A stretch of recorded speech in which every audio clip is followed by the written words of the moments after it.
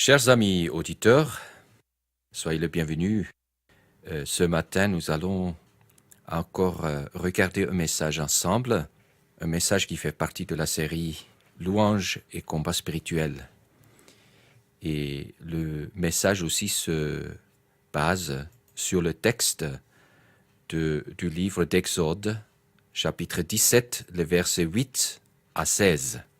Permettez-moi de me présenter. Je suis le pasteur Walter Epi. Je suis déjà au Niger depuis 1987. Et c'est vraiment une grande joie pour moi de partager la parole de Dieu avec vous. Et ma prière, c'est que le Saint-Esprit attire nos cœurs, attire nos regards vers le Seigneur Jésus-Christ. Le message d'aujourd'hui s'intitule « Moïse ». Positionnez-vous.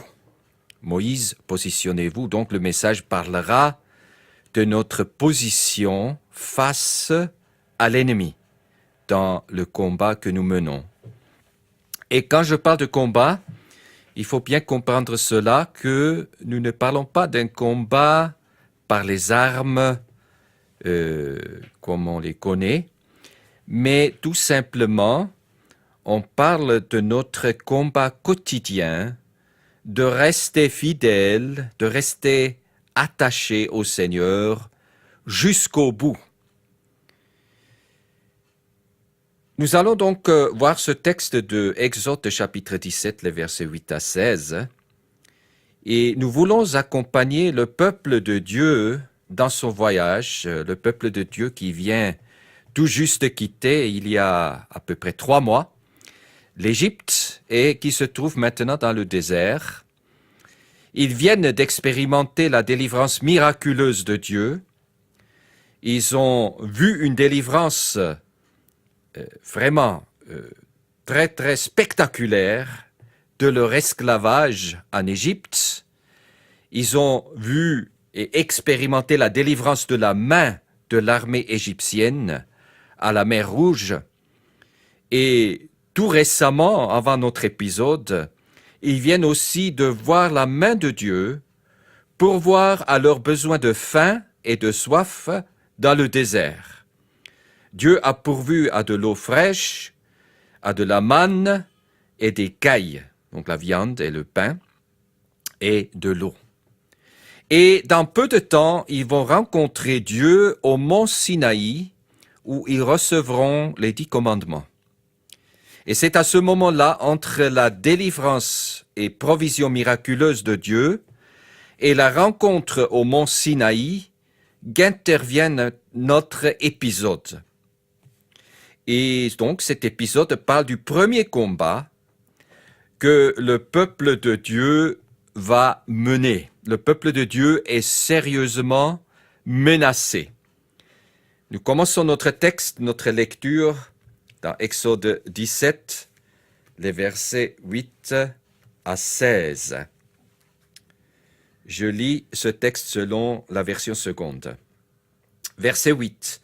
Amalek vint combattre Israël à Rephidim. Alors Moïse dit à Josué, « Choisis-nous des hommes.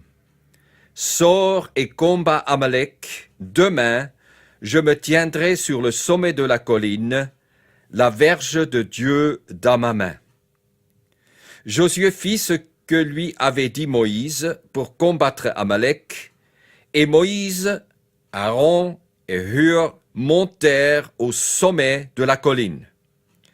Lorsque Moïse élevait sa main, Israël était le plus fort, et lorsqu'il baissait sa main, Amalek était le plus fort. Les mains de Moïse étant fatiguées, ils prirent une pierre qu'ils placèrent sous lui, et il s'assit dessus. Aaron et Hur soutenaient ses mains, l'un d'un côté, l'autre de l'autre, et ses mains restèrent fermes jusqu'au coucher du soleil. Verset 13. Et Josué vainquit Amalek et son peuple au tranchant de l'épée.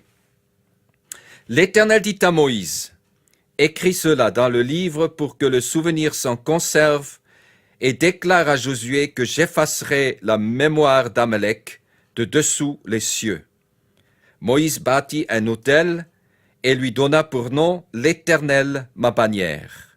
Il dit, parce que la main a été levée sur le trône de l'Éternel, il y aura guerre de l'Éternel contre Amalek de génération en génération. Que le Seigneur bénisse la lecture de sa parole, l'étude de sa parole, la proclamation de sa parole.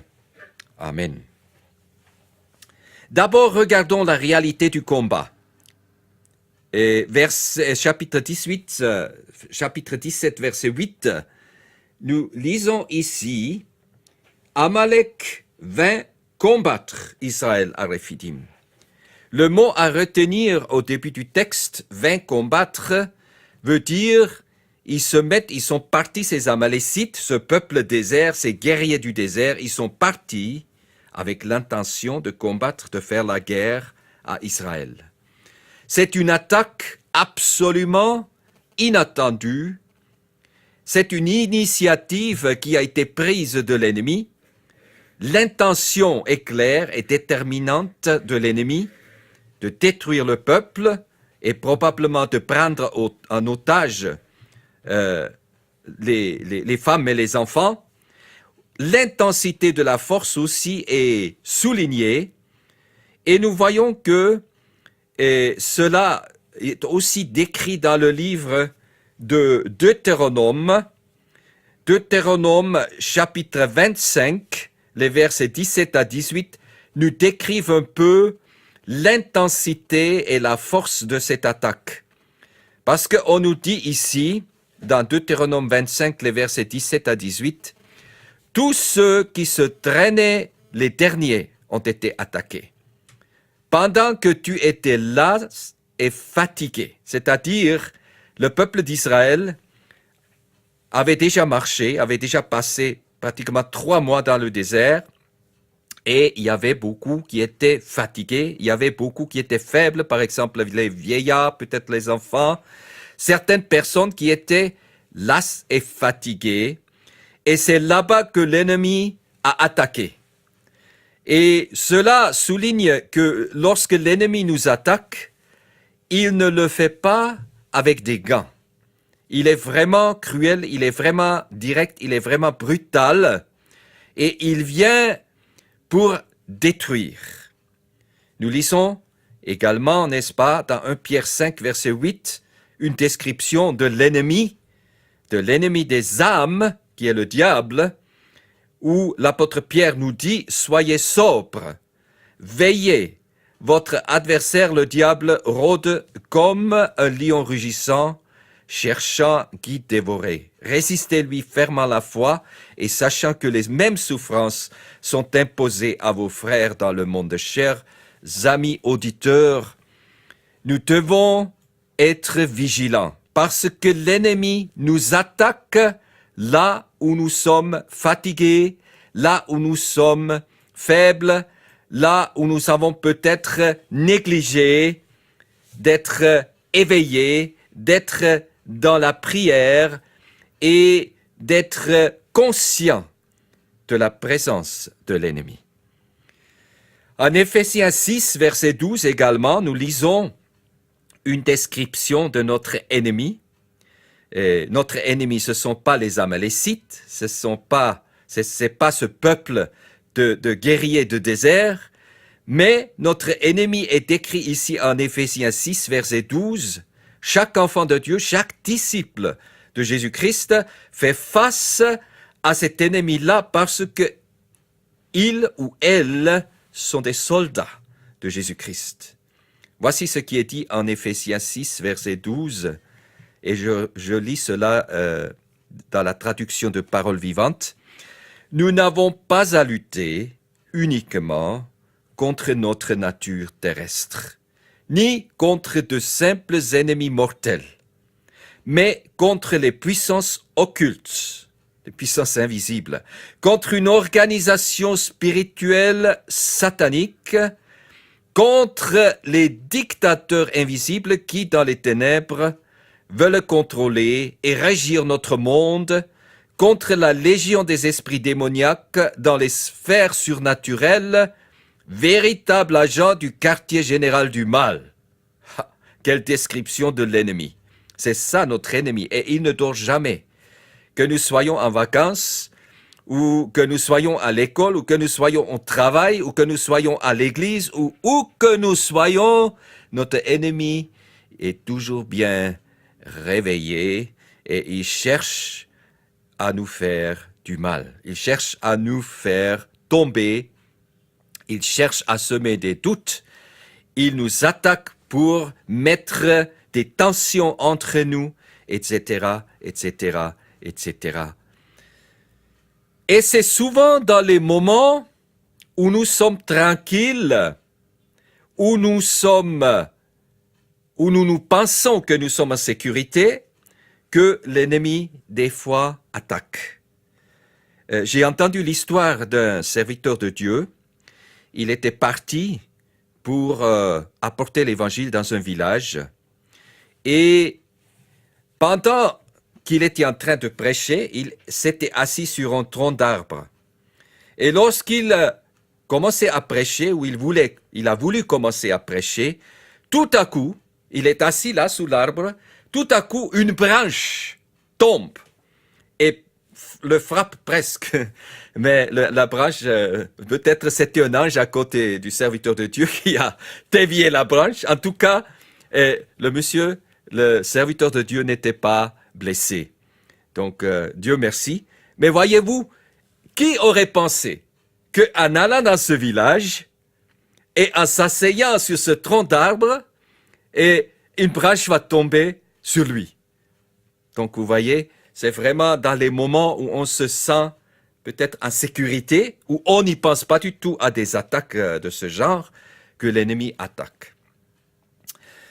Chers amis auditeurs, le Seigneur ne nous a pas appelés à une promenade, mais à un engagement de combattre pour le royaume de Dieu. La vie chrétienne est un combat de rester fidèlement attaché au Seigneur à tout moment, jusqu'au bout de notre vie. Notez dans ce texte que nous venons de voir que l'attaque est soudaine. Les Israélites, le peuple d'Israël n'était pas du tout préparé à cette attaque. Juste au moment où le peuple se pense en sécurité, c'est là où, pas derrière maintenant, l'ennemi attaque.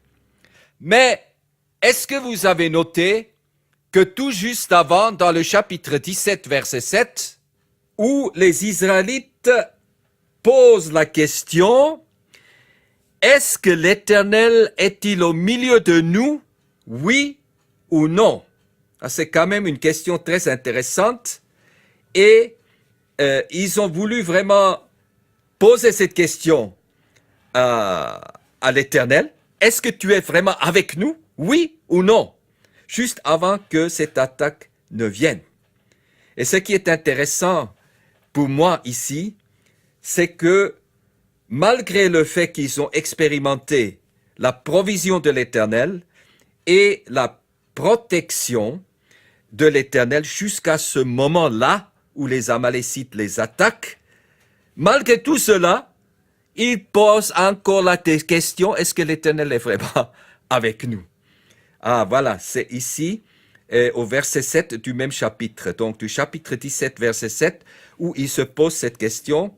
Voici ce qui est dit: il donna à ce lieu le nom de Massa et Meriba, ça c'est Moïse, parce que les enfants d'Israël avaient contesté et parce qu'ils avaient tenté l'Éternel en disant, voyez la question, l'Éternel est-il au milieu de nous ou n'y est-il pas? Alors maintenant, ce qui leur arrive est en quelque sorte une réponse de l'Éternel à cette question. L'Éternel est-il avec nous, oui ou non?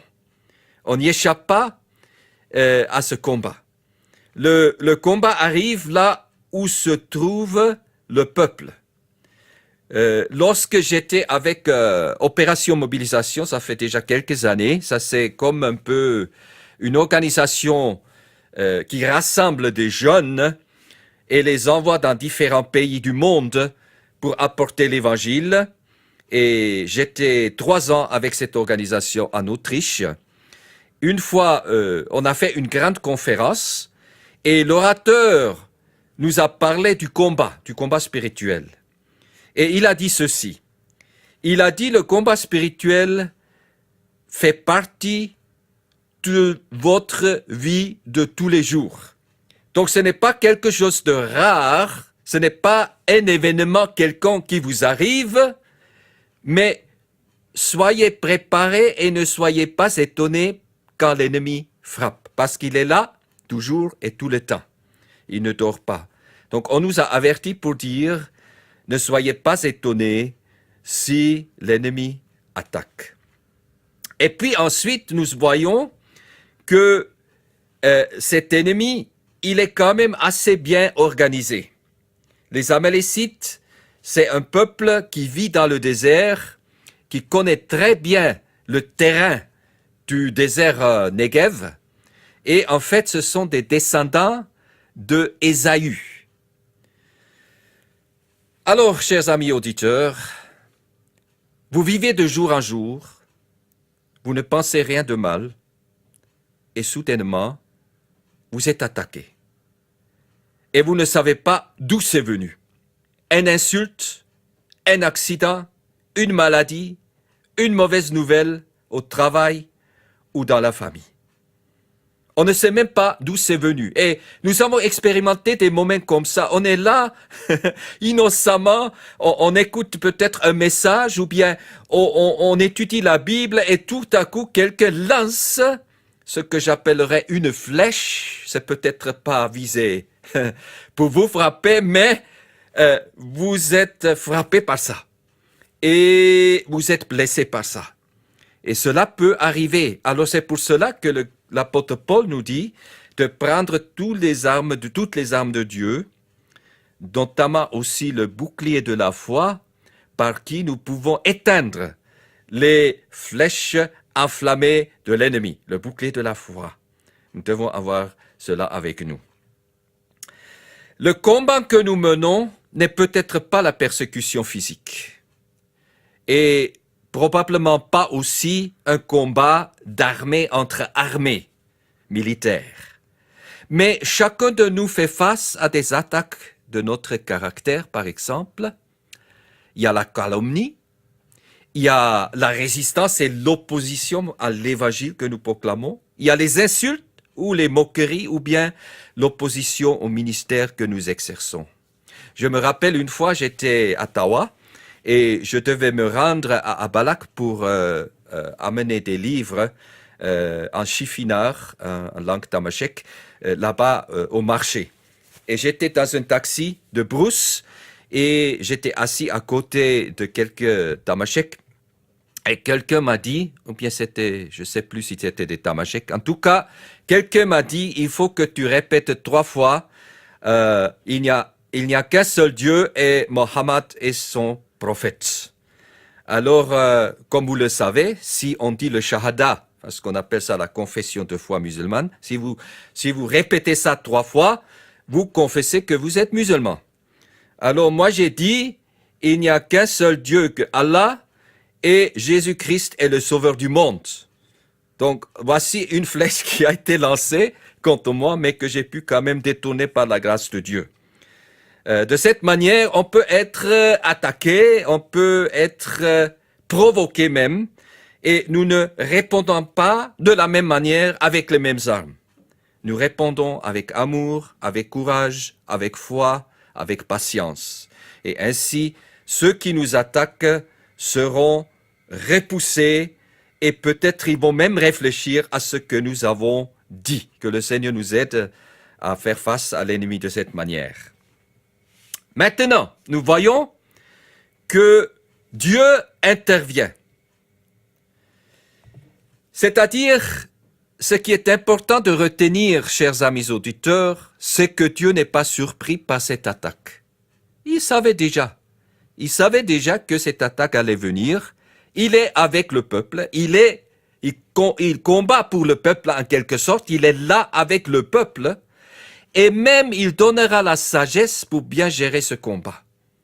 Il est là présent avec son peuple. Et aussi nous devons nous dire que là, avec le peuple d'Israël, ils n'ont pas encore formé une armée. Ils ne sont pas encore une armée qui sait comment mener la guerre, parce qu'ils étaient des esclaves en Égypte. Et ça fait que 3 mois qu'ils ont quitté. Ils sont là, juste une multitude de gens qui se fait attaquer et ils ne savent pas de quelle manière maintenant faire face. Mais Dieu va donner la sagesse, Dieu va donner la stratégie. Alors, chers amis auditeurs, à quoi faites-vous face en ce moment? Où se situe votre combat? Sachez que Dieu n'a pas été pris par surprise, il n'a pas été pris au dépourvu. Il sait exactement. Et il a peut-être même permis cela pour que vous puissiez mûrir dans la foi et dans la confiance en lui. Il est à votre côté pour vous donner la sagesse à bien gérer ce combat-là et à vous en ressortir, à vous en faire ressortir en vainqueur. Alors, nous avons vu la réalité du combat. Maintenant, la réalisation du combat est au verset 9 à 12. Les versets 9 à 12. Regardez la stratégie du peuple de Dieu. C'est Dieu qui donne la sagesse à ce moment-là de prendre position face à l'ennemi. Et regardez les différentes positions, regardez les différents moyens que Dieu donne. Alors, à partir du verset 9, nous lisons ceci. Alors Moïse dit à Josué, « Choisis-nous des hommes, sors et combat Amalek. Demain je me tiendrai sur le sommet de la colline, la verge de Dieu dans ma main. » Josué fit ce que lui avait dit Moïse pour combattre Amalek. Et Moïse, Aaron et Hur montèrent au sommet de la colline. Lorsque Moïse élevait sa main, Israël était le plus fort, et lorsqu'il baissait sa main, Amalek était le plus fort. Les mains de Moïse étant fatiguées, ils prirent une pierre qu'ils placèrent sous lui, et il s'assit dessus. Aaron et Hur soutenaient ses mains, l'un d'un côté, l'autre de l'autre, et ses mains restèrent fermes jusqu'au coucher du soleil. Chers amis auditeurs, quelle stratégie! La phrase à retenir ici est dans ce passage est le bâton de Dieu ou la verge de Dieu. C'est-à-dire, ils ont développé, grâce à Dieu, une bonne stratégie. Ils ont développé une bonne organisation d'abord. Moïse organise le combat, un combat mené par un peuple qui n'est pas encore une nation, une lutte par des soldats qui n'ont pas été formés, qui n'ont pas encore l'expérience de la guerre, une stratégie vraiment inhabituelle. Josué sera le commandant de l'armée israélienne. Josué, qui est vraisemblablement plus jeune que Moïse, sera donc le commandant de l'armée. Mais Moïse, qu'est-ce que lui, il fera le leader du peuple? Il va se tenir avec Hur et Aaron sur la colline. Donc, ils prennent vraiment la bonne position.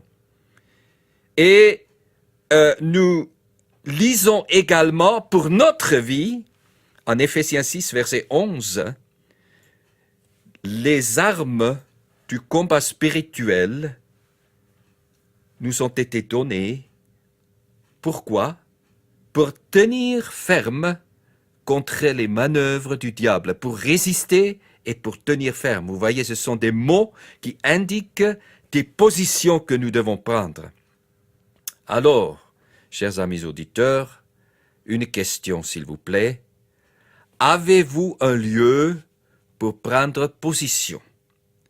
Un lieu où vous êtes avec Dieu, parce que le combat, il est rude et nous avons besoin de passer du temps avec Dieu pour nous préparer et pour avoir sa stratégie pour combattre. Est-ce que nous avons une colline? Je sais que ici en Afrique, ce n'est pas évident qu'on puisse faire ce que le Seigneur Jésus a dit, aller dans la chambre et fermer la porte et parler au Père qui est dans le ciel. Peut-être certains d'entre nous, ils peuvent faire cela. Mais d'autres, où la maison est ouverte, où vous avez beaucoup de visiteurs, où beaucoup de gens vous fréquentent, c'est très difficile d'avoir une vie, disons, privée et même presque impossible. Mais quand même, il y a des moyens. On peut aller en brousse un peu, on peut aller quelque part où on peut parler au Seigneur, où on peut partager peut-être notre crainte, où on peut partager et exprimer aussi notre confiance et notre dépendance du Seigneur. Il y a par exemple la possibilité de se lever un peu tôt et de passer du temps avec le Seigneur pendant que le jour est encore tranquille et on peut parler au Seigneur. Ce qui est important, c'est que nous mettions à part du temps avec Dieu et pour voir comment Dieu va nous donner la stratégie pour avancer et pour gagner le combat. Ensuite, nous avons aussi une bonne collaboration. Nous voyons que Moïse, il va sur la colline, Josué, il va vers l'armée, avec l'armée israélienne, ou avec les hommes d'Israël, puisqu'ils ne sont pas encore une armée, pour combattre Amalek. Ils sont unis, ils ne se querellent pas. Et c'est très important, dans notre combat de tous les jours, d'être unis, de collaborer ensemble, d'être ensemble et de combattre ensemble contre l'ennemi au lieu de nous combattre les uns contre les autres, de combattre les uns contre les autres et d'oublier l'ennemi. Il est très important de prier avec les autres, combattre ensemble contre un ennemi commun au lieu de nous combattre les uns les autres. Aussi, ils ont une bonne utilisation d'armes. Vous voyez, ce ne sont pas les mêmes armes. Moïse n'a pas l'épée, c'est Josué qui a l'épée. Moïse se trouve pas en bas en train de mener l'épée, mais Josué n'est pas sur la colline avec le bâton de Dieu. Moïse est sur la colline avec le bâton de Dieu, qui signifie quoi? C'est pas un bâton magique, mais le bâton de Dieu, là, ça signifie l'autorité et la puissance de Dieu, la protection, la direction et la provision. Pas une seule parole, mais un geste qui exprime la dépendance de Dieu. Ce n'est pas un bâton magique qui fait des miracles, mais c'est un symbole pour l'autorité et la puissance de Dieu et qui exprime la dépendance de Dieu. Même le geste de Moïse exprime qu'il dépend de Dieu pour ce combat et dans ce combat. L'apôtre Paul nous dit en Éphésiens 6, verset 11, de nous revêtir de toutes les armes de Dieu. Et au verset 13, il nous dit de prendre, de ne pas oublier, de ne pas négliger une seule arme de toutes ces armes que Dieu nous donne. Alors nous avons vu que le bâton de Moïse, ça c'est un signe de pétition, un signe qui parle de la dépendance du Seigneur.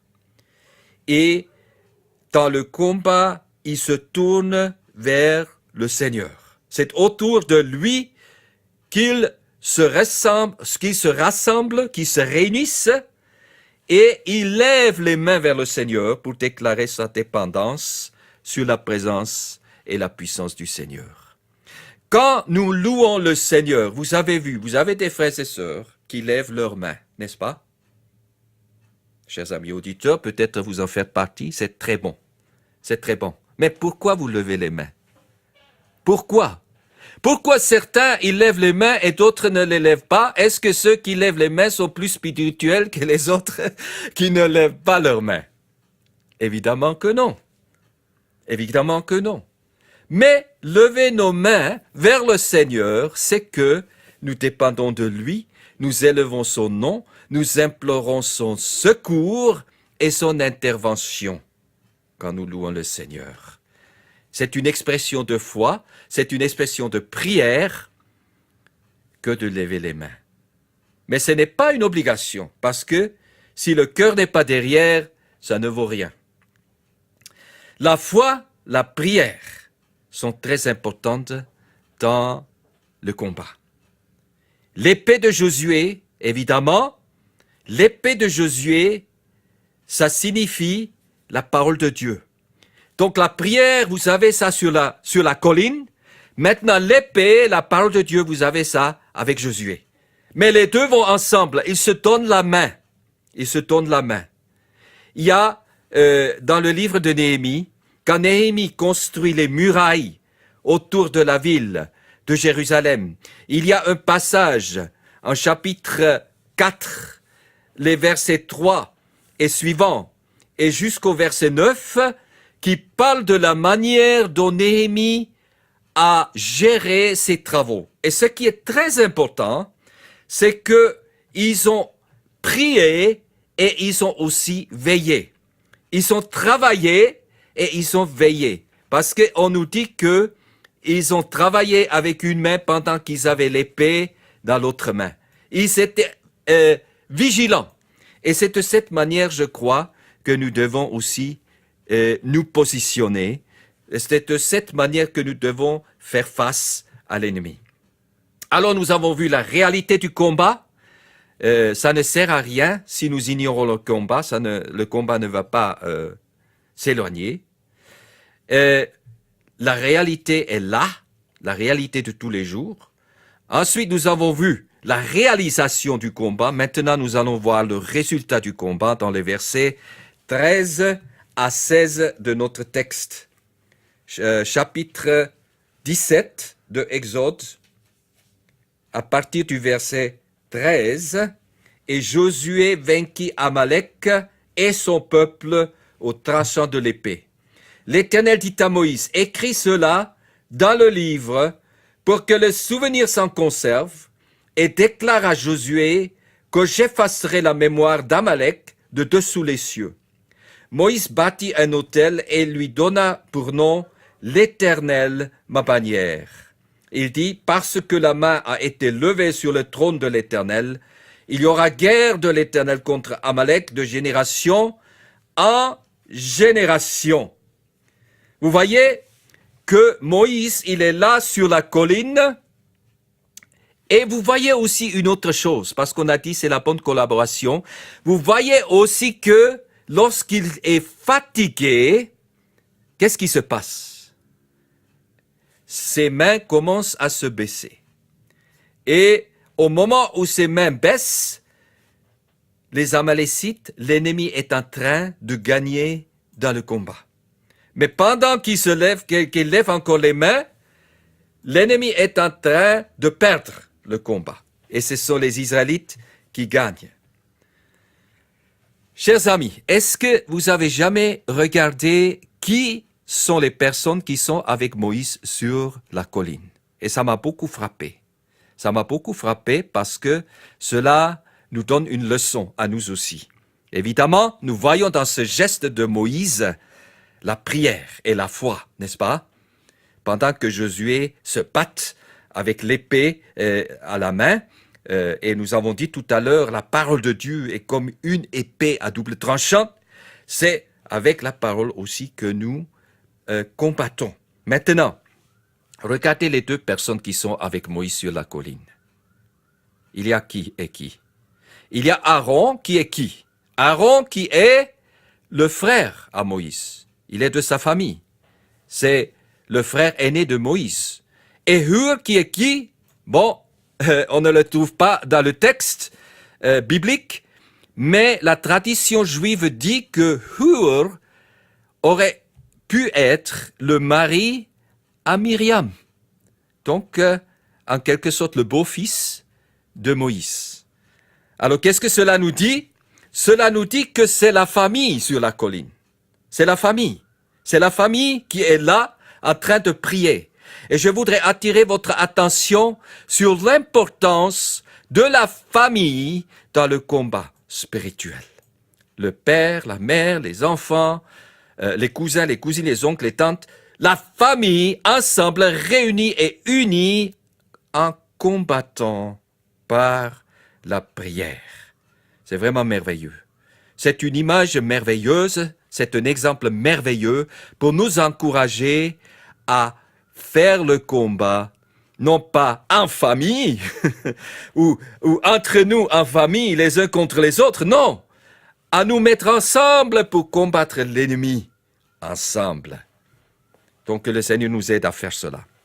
Le résultat du combat, c'est d'abord la défaite des Amalécites. Il y a une victoire, mais seulement après des heures. Vous voyez comment Josué vraiment combat, et on nous dit jusqu'au coucher du soleil. Alors il y a plusieurs heures de combat qui sont en train de se dérouler, et pendant ce temps, Josué et les hommes d'Israël persévèrent. Mais il y a la position des leaders qui sont là, sur la colline, les mains fermes, et je dirais même la position de la famille qui est là. Parce que quand nos familles sont fortes dans le Seigneur, quand les familles sont fortes, fermes dans le Seigneur, enracinées dans le Seigneur, l'Église aussi sera forte dans le Seigneur. Et puis, il y a la déclaration de l'Éternel. Et ça, c'est une déclaration très intéressante par rapport à l'ennemi. L'Éternel dit quoi?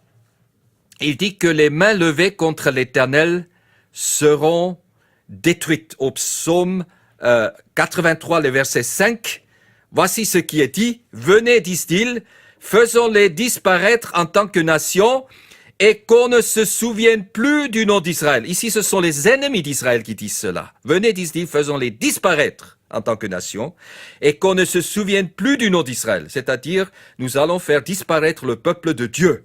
C'est ça que les Amalécites se sont dit. Mais maintenant, c'est l'inverse qui arrive. C'est l'inverse qui arrive. C'est ça la bonne nouvelle. La victoire est au peuple de Dieu à cause de la prière, du soutien de la prière, à cause du soutien de la foi, à cause de la parole de Dieu pour combattre l'ennemi.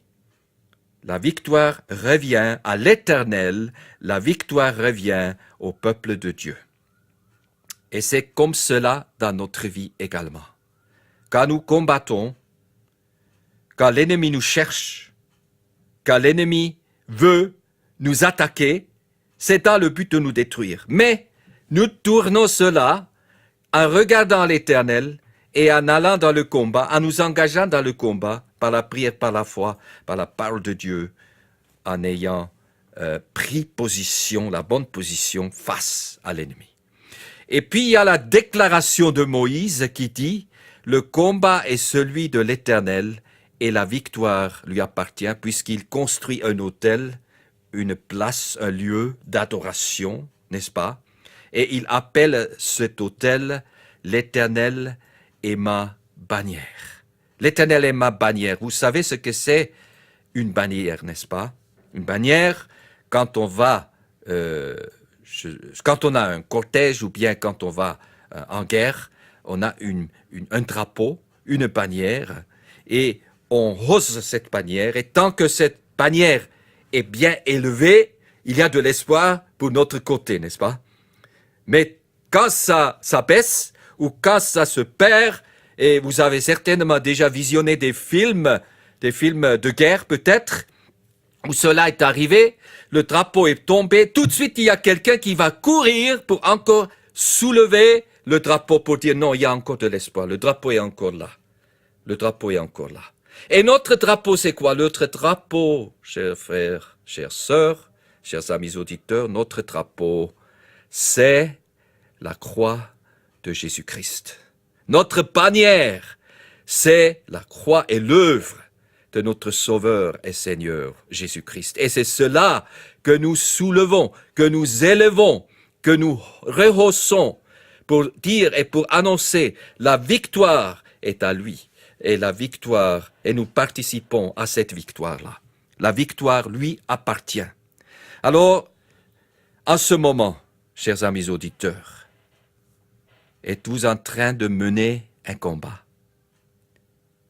Ne menez ce combat pas seul, en vous appuyant sur vos propres forces, ou bien sur votre intelligence, ou bien sur votre expérience, ou bien sur des personnes, sur d'autres personnes peut-être influentes. Non, menez ce combat en vous appuyant sur le Seigneur, sur l'Éternel.